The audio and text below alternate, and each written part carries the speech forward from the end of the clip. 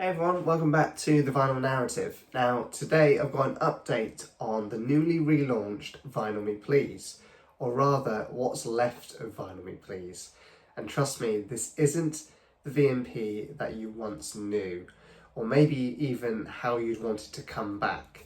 So let's rewind. So back in April 2025, VMP's parent company, Offbeat Ventures, had filed for bankruptcy after months and months of unfulfilled orders, radio silence to their customers, and staff cuts. And during that process of bankruptcy, the company Vinyl Liquidation LLC temporarily took over while they went through that process. And then fast forward to July of this year, we find out that Nick Alt, who is the guy behind Vinyl, which is abbreviated VNYL, and who also acquired Bandbox in the last few years, stepped in and had acquired the VMP brand and their leftover stock. He then ran an AMA with members with his new COO, Emily Muirbrack, I believe I'm pronouncing that right, where they kind of promised to a bunch of things, but one of the main headlines from that is that there was around 120,000 outstanding orders, and they were looking to try and fulfill all of those orders as best they can. And then they teased a September relaunch. But September kind of came and went with radio silence again, until the very last week of September, when these kind of cryptic posts started appearing on the VMP social media channels. And one that I think that caught a lot of people's eye was almost a video of Nick Alt typing at a typewriter and stating that the Best Damn Record Club is back and to check your mailbox. Now, most people thought that meant you check your emails, right? But no, what they actually turned out to be was they wanted you to check your actual mailbox. And that's because reports had started to come in from the US members who had kind of suddenly received packages in their mailbox from VMP, just like they used to, with the classic Lost Sounds Found logo on that big brown package with a bit of red or yellow or pink tape on it. But here is the kicker. Lots of people didn't get what they had actually ordered from VMP. Some did, of course, but a lot of people got random titles that they'd not ordered, and some even got duplicates of albums that they'd already received from the subscription service.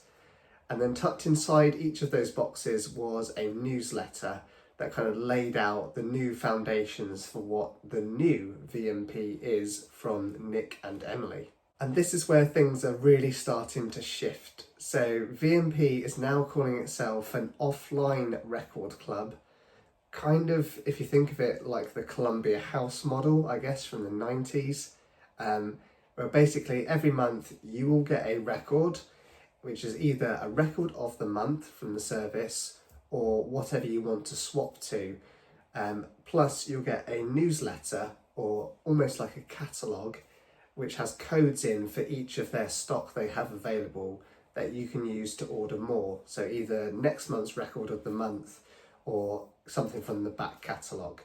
And they've also announced the October records of the month, which is Jelly Haha Switcheroo. And this is, for me, this is a big departure from the kind of curated essentials titles that we once knew from VMP.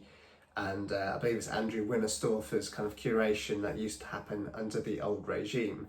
So, you know, we used to get people like De La Soul, Fiona Apple, Aretha Franklin, Joni Mitchell, as well as a lot of deep cuts as well. So very different in terms of curation, and they are still promising exclusive cuts. So that will be, I believe, plated and mastered at, or mastered and plated rather, at Masterdisc by Scott Hull, I believe is the mastering engineer behind that. So that's kind of good that there will still be exclusive cuts to VMP, but the curation is taken a bit of a turn and maybe not in the direction that I personally want it to. Here's, I think, what's the real problem. If you're owed records or pre-orders from before the bankruptcy, like myself, I've got a few orders in with them, the new VMP are now saying that you need to keep paying for an active membership if you want to see those. And there's even no promise that you will get those either, because some of them haven't even been pressed, or those projects that were up for pre-order are kind of dead on arrival. They never really got official sign off from the label. So essentially, no active membership, no access to any credits that you might have had or built up in your account, and you're kind of pushed into this claims process that they claim, forgive the pun, to have no real understanding of, other than they give you the link to their website to fill out a claim form for any outstanding orders.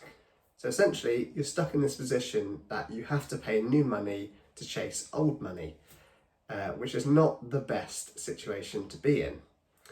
And yes, of course, you can cancel. So you can just text F off, and I'm not going to say it just in case my channel gets banned, but literally the words that I've just said there, to their new helpline number.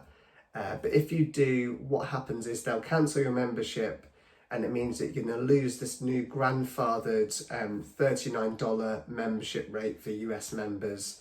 But also you'll lose any shot at getting your old orders fulfilled by the new VMP owners, and you have to go through the claims process to try and get those, which, to be honest, I'm not very hopeful that anyone is going to get very far in that, because consumers like you and me are bottom of the pile when it comes to that kind of claims process, and it'll be vendors that'll be above us, and further, and shareholders as well. So where does that leave consumers like me and you? Well, the new VMP technically doesn't have any obligation to honour past orders, which sounds like a really bad thing to say, but they don't. They've only brought the brand and the leftover stock that was left in the warehouses, not the debts. But from a customer perspective, this all kind of feels a bit, confusing at best, but unfair at the worst as well. So I think the big question now is, who is this service really for? Because this isn't the curated high quality VMP that we kind of, us as collectors, really rallied around. It feels like something else entirely, and they're going back in time with this catalogue model.